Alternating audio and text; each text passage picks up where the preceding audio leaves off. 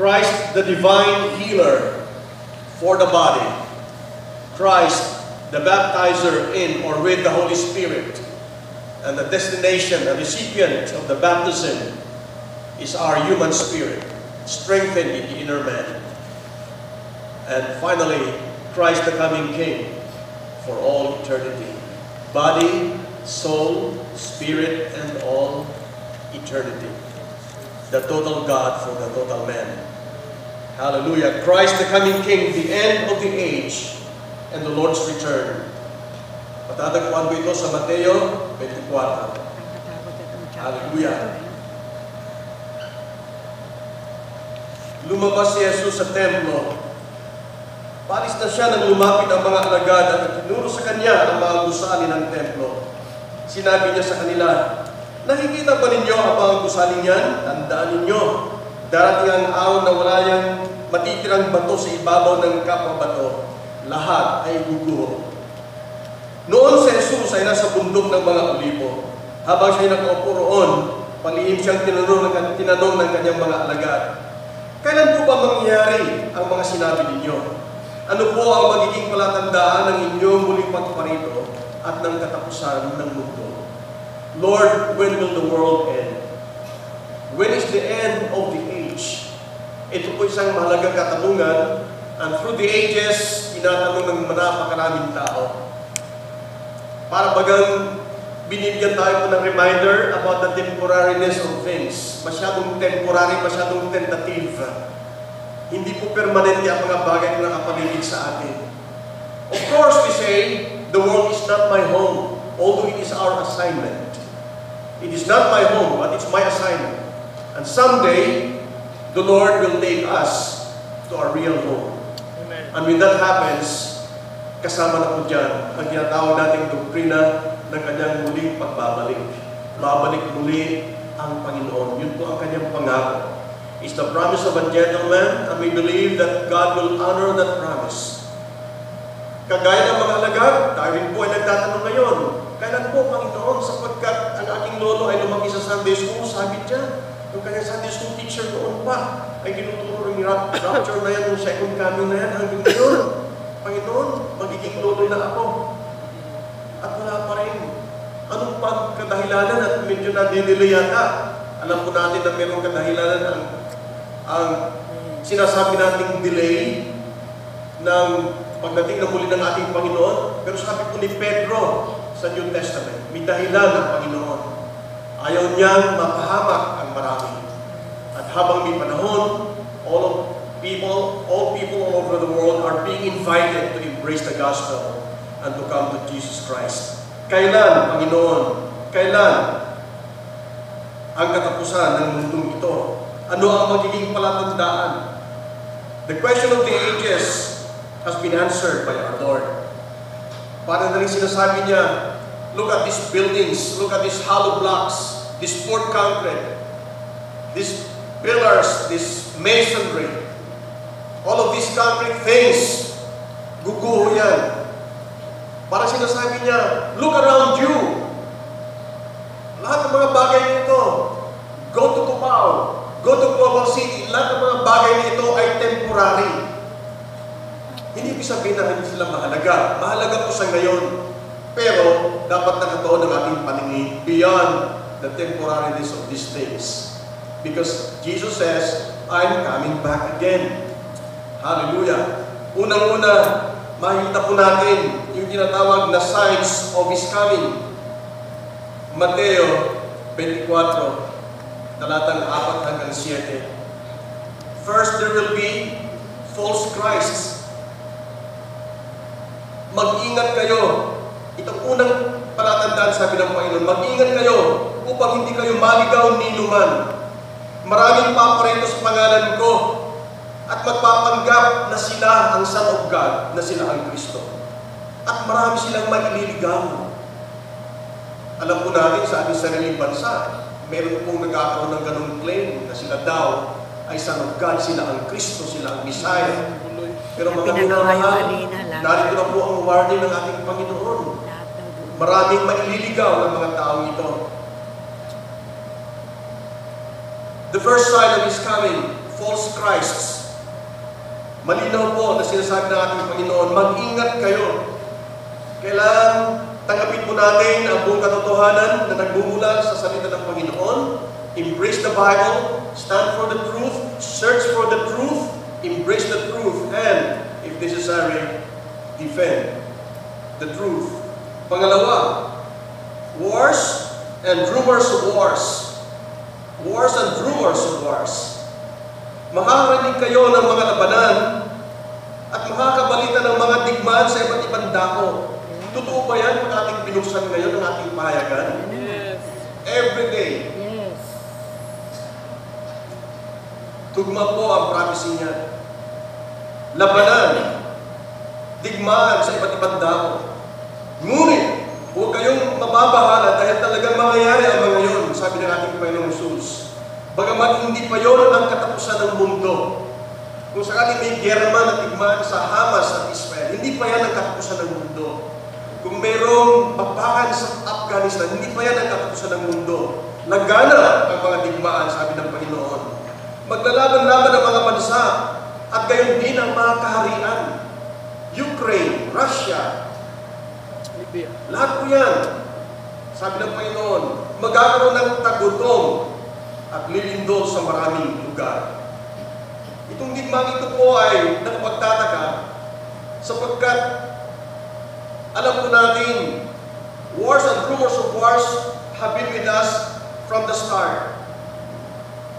Conflicts among nations and races have been predicted by our Lord. Sa loob po ng 3,300 na kasaysayan ng mundo, recorded history, the world has known only 220 years of peace. Mabibilang po sa daliri. Sa mahigit na 3,000 ng recorded history, kasaysayan ng mundo na meron tayong nakatalang record, 200 lamang na taon ang mayroong masasabi natin may kapayapaan. From Abraham's time until 1860, 8,000 treaties of peace. 8,000 na kasunduan nilagdaan. Kasama ng Bangsamoro dyan, mapapabilang dyan mamaya. 8,000 treaties of peace have been signed with the average of 2 years of the treaty in effect pagkatapos na babayolate. Hindi natutupad. Sapagkat sabi ng Panginoon, maglalaban-laban ang mga lahi, ang mga bansa, maraming digmaan. Of course, we know that until now, the costliest war was World War II. 55 milyones na tao. 55 million people were killed. Soldiers and civilians. And so we live in this world. Sabi ng Panginoon, napaka-temporary ang inyong tirahan. This is only a passing through post. This is not a permanent site. This is our assignment for now. But sabi ng Panginoon, guguho ang lahat ng mga bahagi ito. Third sign, unusual disturbances in nature. Unusual disturbances in nature. Ang ating kapanahonan po ngayon ay puspos ng maraming balita tungkol sa climate change, pagbabago sa outer space, mga bagong discovery ng mga outer planets. Ano ba ang mga bagay nito? Unusual disturbances in outer space. Magkakaroon ng tagutom at lilindol sa maraming lugar. Famines and earthquakes in various places and cosmic disturbances. Sa ating panahon, hindi po tayo nasusurpresa, nagugulat by record-breaking earthquakes, erratic weather patterns. Palagi pinag-uusapan ng mga tao, yung mga matatandagay, nagtataka, bakit ganito ng panahon? Global warming, droughts, rising sea levels, sa La Union, Zambales, nag-i-erode, yung mga dalampasigan sa mga kinakain, nilalabo ng dagat, sapagkat tumataas po ang sea level. Hurricane intensity, water shortage, decreased food production, lahat po yan, sapagkat magkakaroon ng tagutom, sabi ng Panginoon. And of course, the intensity of earthquakes, masasabi po natin, mas marami ang recorded earthquake ngayon sapagkat sophisticated ang instruments. Pero ang pagtataka yung intensity at saka yung distribution, parang napaka-worldwide ang earthquakes ngayon. Halos every week, major earthquakes are recorded. So sabi ng Panginoon, those are the signs of His coming. Kaya lang, may sinabi siya sa talatang 8, ang sabi niya, hindi ito ang pinaka-final signs. Sapagkat sabi niya sa talatang 8, ang lahat ng mga ito ay pasimula pa lamang ng mga paghihirap na tulad sa isang babaeng nanganganak. Gaano ba katagal ang labor pains? Minsan maiksi, minsan mahaba. Ang sabi ng Panginoon, ito dahil na natin kahirapan at kaguluhan sa mundo natin. Introduction lamang ito. Hindi pa ito ang pinaka-mainstream ng mga paghihirap. Birth pains, ika nga, na parang mayroong ipanganganak. At of course, ang lalabas po sa kapanganakan ay hindi magandang bagay kundi kaguluhan at patungo na sa tinatawag na Great Tribulation. Nagtanong yung mga alagad, Panginoon, sabihin po niyo sa amin, kailan po magugunaw ang mundo at ano ang mga palatandaan? Sa talatang 9 hanggang 21 po, the time of trouble. The time of trouble. Magulo ang ating panahon. Sinabi ng Panginoon, there will be famines and pestilences. At nakasulat po sa Biblia that eventually ang ekonomiya ng buong mundo will be controlled by the Antichrist. Alam natin that the world economy is beginning to crumble.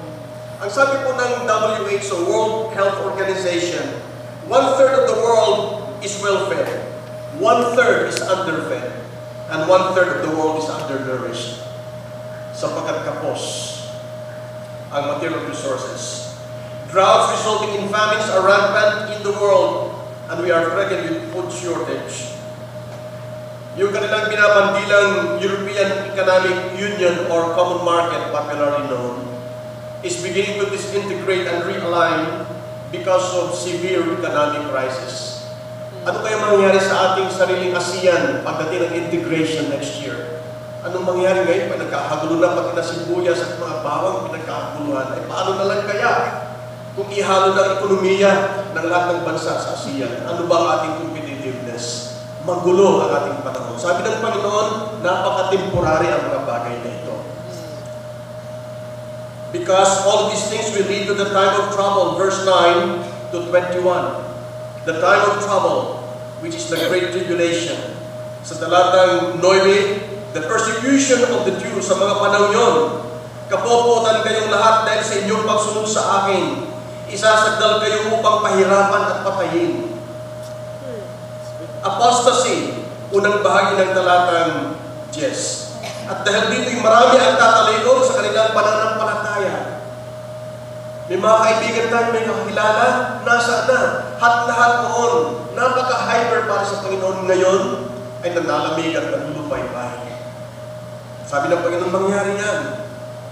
Betrayal of the believers by unbelievers. Isasagdal kayo upang pahirapan at patayin. At dahil dito, marami ang natalikod sa kanilang pananampalataya. Mapupuot sila at magtataksil sa isa't isa. Betrayal. Pang-apat, dadami ang tinatawag na false prophets. Mga huwad na propeta. Ano bang gagawin nila? Ang sabi ng Panginoon patungkol sa kanila sa talatang 11. Marami ang magpapanggap na propeta at ililigaw ang mga tao. Minsan nagkakaroon ng confusion sa halip na pag-unawa at malinaw na pagbabasa ng scriptures na naguguluhan ang mga tao. Ano bang sinasabi itong isa? Ba't ganito ang sinasabi ng kabila? Mga propeta na huwad, magpapanggap sila, pero ang kanilang mission para iligaw ang mga tao. Number 5, increase of wickedness, talatang 12 at 13. Ang kasama ay lalagana. Ngayon, parang hindi na nakakahiya. Yung mga bagay noon na mag-create ng iskandalo. Ngayon, sabi ng media, tanggapin ninyo, ito na ang uso ngayon. Di po ba? Ang kasamaan ay lalagana. Kaya manlalalig ang pag-ibig ng marami. Ngunit ang mananatiling tapat hanggang sa wakas ay siyang maliligtas. Mga kapatid, hilingin natin sa Panginoon yung elemento ng consistency at katapatan. Amen? Siya lamang po makahahawak sa ating buhay at siya lamang po ang makapagbibigay sa atin ng katatagan sa buhay na ito. Hallelujah! Sapagkat napaligyan tayo ng kasamaan. Ang gagawin lamang po natin paglabas sa main door, ayun na, si F. Castillo, habang papalapit sa Cubao, habang papalapit din sa Daon, lahat na po. Ang daming kasamaan, increasing wickedness, not only through the media, but through people that we know and we have seen in daily life. Moral decay and the rise of relativism. Sapagkat sabi po ni San Pablo, the last days will be perilous times filled with perilous men. Men will be scoffers and skeptics towards spiritual things. Tatawanan nila ang mga Bible study. Tatawanan nila yung mga Kristiyano. Tatawanan nila yung mga nagiging tapat sa Panginoon. They will be scoffers, skeptics, and the reign of apostasy will prevail. Alam po naman natin ngayon sa ating society, mayroong breakdown ng tinatawag na moral order. Technology is spreading the seeds of violence and rebellion versus authority. The spread of epidemics. Kahapon, lumabas sa dyaryo, ang Pilipinas ang #1 ngayon, the fastest rising incidence of HIV, ating bansa. Terrible. Corruption, perversion, and promotion of humanism, and the decline of religious influence. Mga kapatid, dapat tayo magkaroon ng mataas na antena, hindi para matakot, pero para pusuhan natin ang ating panahon at sasabihin natin, Panginoon, kailan po ba? Ako po'y naghihintay. Sino pa naghihintay sa atin sa muling pagdating ng Panginoon magsabing Amen? Amen. Hallelujah. Hindi po yan escape route para, well, sabi nila escapism. Sabi nila, religion is a crutch. But you know, kung kayo po ay lumpo, napakagandang may crutch. Kailangan ang crutch. Sapagkat pilay po ang ating lipunan. Pilay ang pagkatao ng marami. Kaya nga po kailangan natin ang grasya at biyaya ng Panginoon. Hallelujah. On the one hand, samantala may increasing wickedness, sabi po naman ng talatang 14, patuloy dapat ang worldwide preaching of the gospel. Ipapangaral sa buong sanlibutan, sabi ni Jesus, ang magandang balita tungkol sa pagkahari ng Diyos. Kasi kanina parang prophet of doom tayo pag sinabi napaka-dismal naman ng mga predictions, yung mga HIV, yung mga moral decay. Wala ba magandang balita? Meron po! Hallelujah! Taglay natin yung magandang balita. Amen? Ipapangaral sa buong sanlibutan ang magandang balita tungkol sa pagkahari ng Diyos upang ang lahat ng bansa ay makarinig nito. At kung maganap na ito, darating na ang katapusan. Kaya po wala tayong tinatawag na moratorium sa ating mission. Patuloy tayo mag-witness, patuloy tayo magbigay ng missions offering, patuloy tayo mag-church planting, patuloy tayo magpadala ng mga misyonero. Kung natin sabihin, ito Pastor, malapit ng Lord. No, sabi ng Panginoon, ituloy ang ating ginagawa. At mas magandang abulan tayo ng Panginoon na ginagawa natin yung kanyang kalooban. Amen. Amen. Ipapangarap sa buong sanlibutan ang magandang balita. At kung maganap na ito, darating na ang katapusan. The next is found in verses 15 to 20. Isang misteryoso na tao, nalilitaw sa mundo, simpleng buhay na po siya ngayon, because it speaks about the Antichrist. Verses 15 to 20. Unawain ninyo itong mabuti. Kapag nakita ninyo nagaganap na sa dakong banal ang kasuklam-suklam na kalapastangang tinutukoy ni Propeta Daniel. Ang tinutukoy ni Daniel, meron daw isang maliit na hari na papasok sa templo ng Diyos at aalay ng baboy, abomination, parang insulto, sinampal ang buong Israel sapagkat ang baboy ay kinakain ng mga Hudyo. Ang haring ito na banyaga ay papasok sa templo sa Jerusalem at aalay ng isang karumaldumal na offering. At ang sabi niya, kung hindi mo tatanggapin ito, ako ang maglulubog sa aking sarili bilang hari sa dakong ito. Ang mga nasa Judea ay dapat tumakas papunta sa kabundukan. Ang mga nasa bubungan ay huwag nang mag-abala pang kumuha ng kahit ano. Eh, ba't nasa bubong? Kasi flat po ang bubong sa Israel, hindi sa Pilipinas. Ang nasa bubungan ay huwag nang mag-abala pang kumuha ng kahit ano pa sa loob ng bahay. At ang nasa bukid ay huwag nang umuwi upang kumuha ng balabal. Sa mga araw na yun, kawawa ang mga nagdadalang tao at ang mga nagpapasuso. Ipanalangin ninyo na inyong pagtakas ay huwag mapataon sa taglamig o sa araw ng pamamahinga o Sabat. Ibig sabihin, ang talatang 15 hanggang 20 ay hindi po para sa atin sapagkat napakalinaw na ang konteksto ay para sa Israel. Ito may patungkol sa Great Tribulation. Sa panahon ito po, wala na po tayo sapagkat nangyari na ang rapture. Amen. Ito po ay tinatawag na time of trouble. Hallelujah. Kaya sabi ng Panginoon kanina, yung mga unang paghihirap at pagtitiis,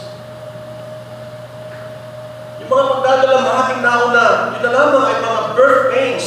Ito na talaga, sabi niya, ang sukdulan, the time of trouble, the Great Tribulation. Sapagkat ganito po, ang pagka-describe ng ating Panginoon patungkol sa Great Tribulation, talatang 21. Sapagkat sa panahon yun, ang mga tao ay magdaranas ng matinding kapighatian hindi pa nararanasan mula ng likhain ang sanlibutan hanggang sa ngayon. At ang sabi ng Panginoon, hindi na mauulit. Minsan lamang mangyayari ang Great Tribulation. Hindi na maranasan pa kahit kailan. Hallelujah! Salamat sa Diyos sapagkat tayo po ay naniniwala na hindi tayo dadaan sa matinding panahon na yun.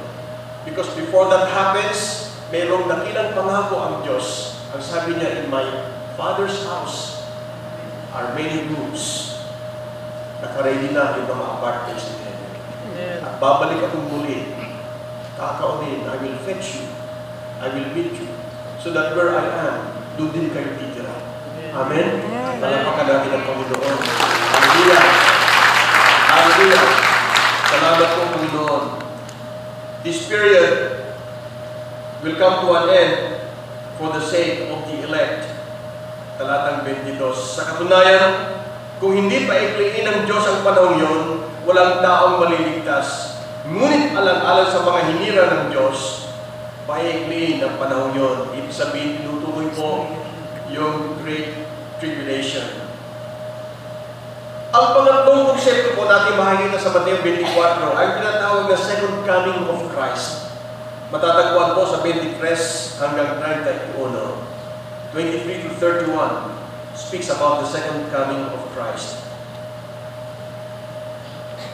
Kailangan magkaroon ng discernment tayo sapagkat sabi ng Panginoon, mayroong magpapanggap ng mga Kristo at mga Misaya. At kailangan susiin natin mabuti sapagkat isa lamang ang true Christ, ang tunay na tagapagligtas. Verses 23 to 28. Kung may magsasabi sa inyo, narito ang Kristo, o naroon siya sa Davao, huwag kayong maniniwala. Sapagkat may lilitaw ng mga huwad na Mesiyas at mga huwad na propeta. Magpapakita sila ng mga kamanghang himala at mga kababalaghan upang iligaw ang marami. Kahit na nga ang panghinirang ng Diyos, tandaan ninyo, pinapagpauna ko na ang sasabihin ito upang kayo'y makapaghanda. Kung sasabihin ninyo sa kanila, naroon siya sa ilang, huwag kayong pumunta roon. Kung sasabihin naman nila, naroon siya sa silid, huwag kayong maniwala. Sapagkat darating ang anak ng tao na parang kidlat na gumuguhit mula mula sa silangan hanggang sa kanluran. Ganun po ang muling pagdating ng Panginoon. It will come suddenly. The heavens will be rent apart, torn asunder, with accompanying cosmic signs, and the Lord will reveal Himself. Hallelujah.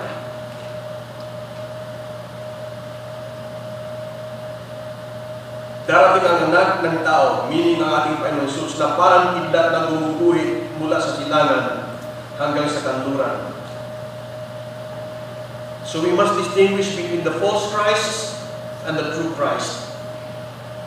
Ang sabi po ng ating Panginoon, ang kanyang muling pagdating will be accompanied by unusual displays in the heavens.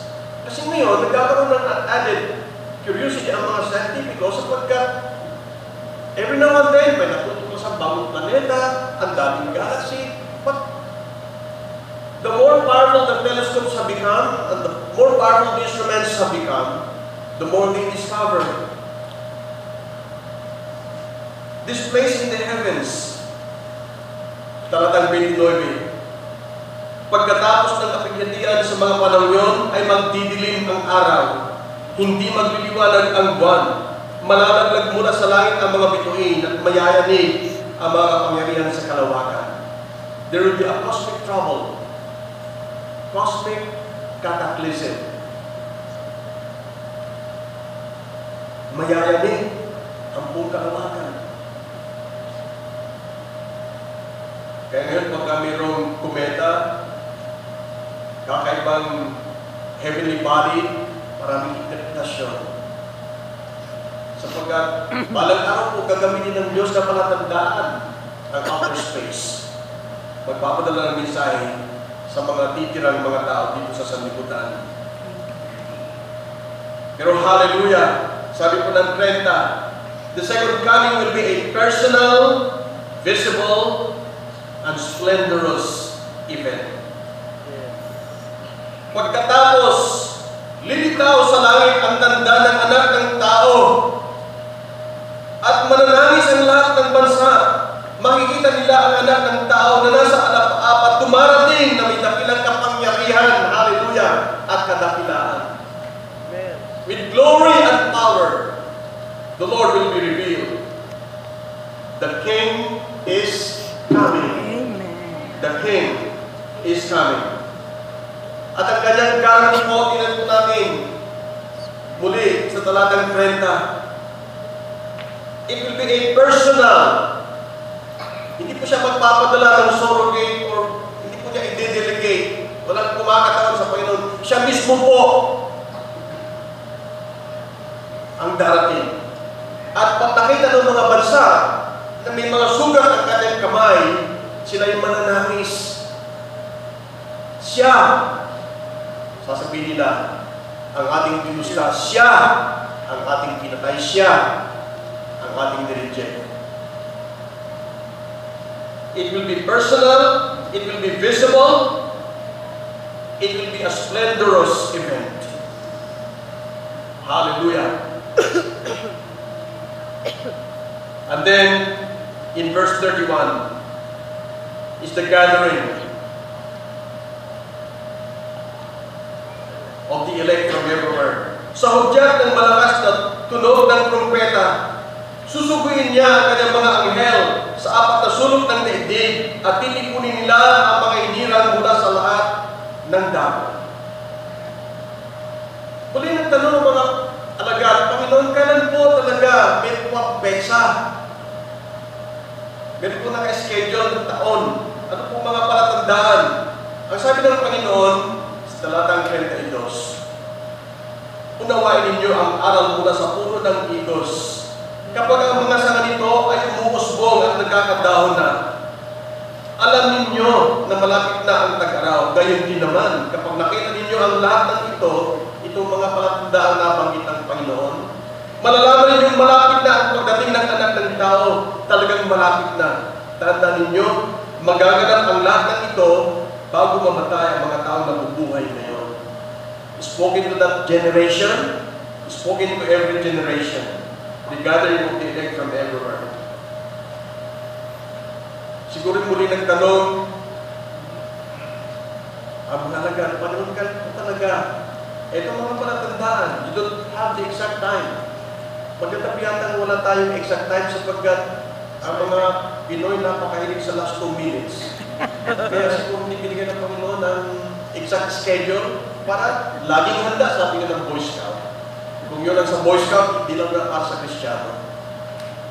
Hallelujah, nagmamahal, nag-worship, naglilingkod, nagsisilbi sa Panginoon, sa kapwa-tao may malasakit, mga bagay sa misyon, sa simbahan, prayer meeting, prayer garden, lahat na po yan. Sabi ng Panginoon, get involved.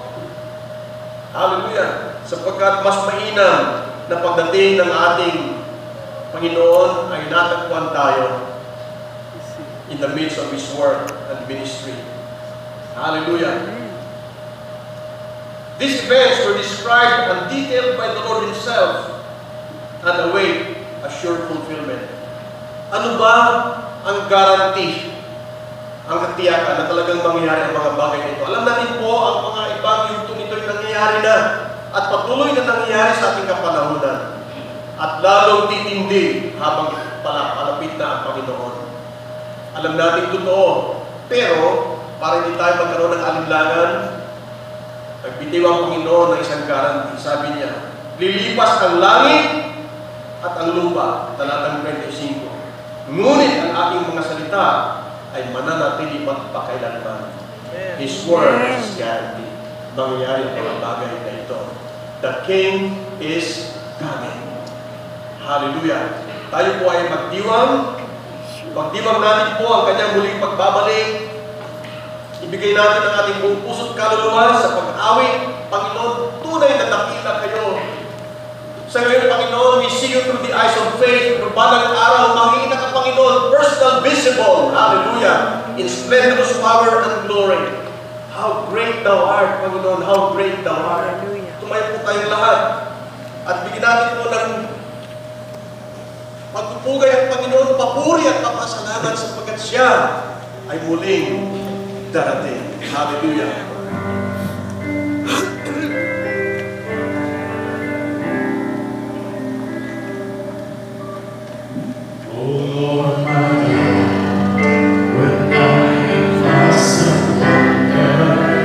Consider all the words Thou hast made.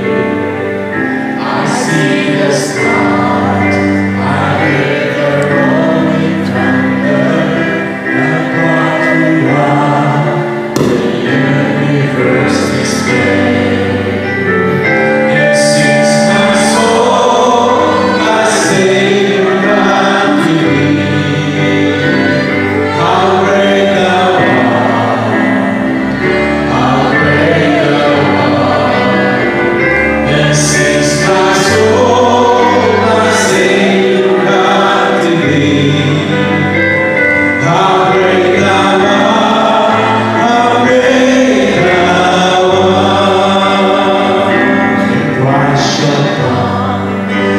shall arise.